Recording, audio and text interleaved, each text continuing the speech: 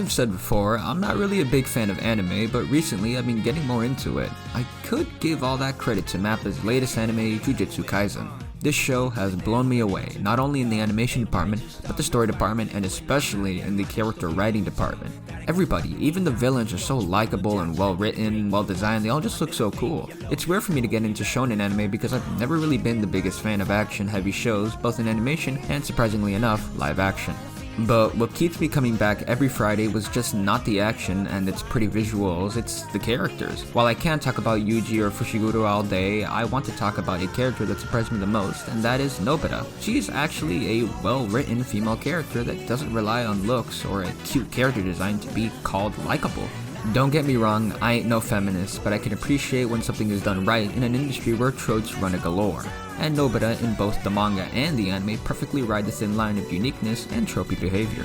To better illustrate my point, we're actually going to head to episode 24, so spoilers for the show are coming up.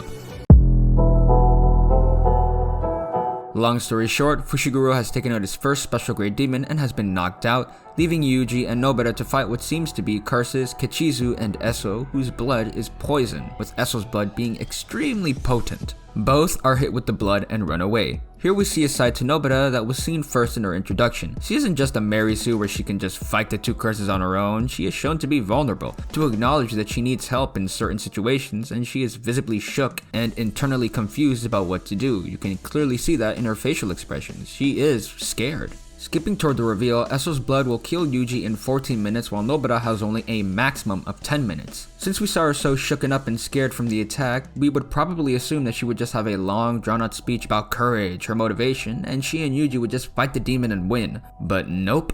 Nobara sticks one of her needles in her fucking arm, revealing her curse technique and wearing the most shit-eating, badass grin you will ever see.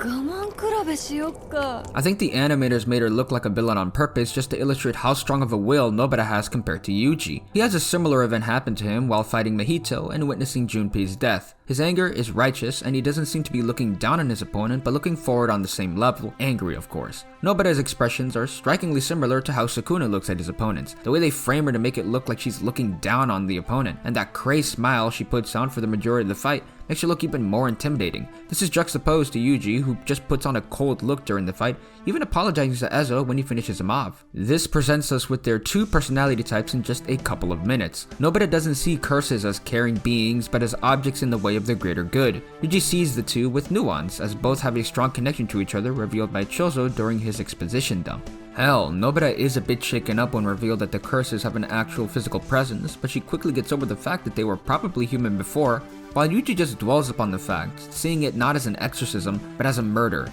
as a kill.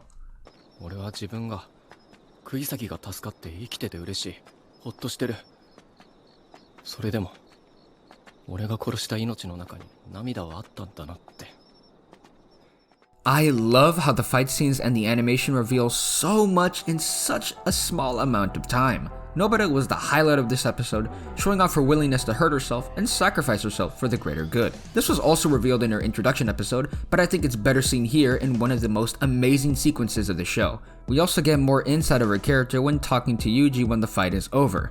Yuji seems shaken and concerned about the curses being seemingly human and the moral implications that comes with that, while Nobara is only worried about the scar that the needles will probably leave. She doesn't necessarily care about the moral decisions. As said by her, she sees the world as good people in seats, and anyone in the way of taking one of those seats from good people should be eliminated. She also said a pretty cute thing, saying that some people like Yuji like to bring their own seats for other people, or would like to bring their own seats for people who probably don't deserve it. I know this was a relatively short video, but after watching that, who wouldn't want to talk about it?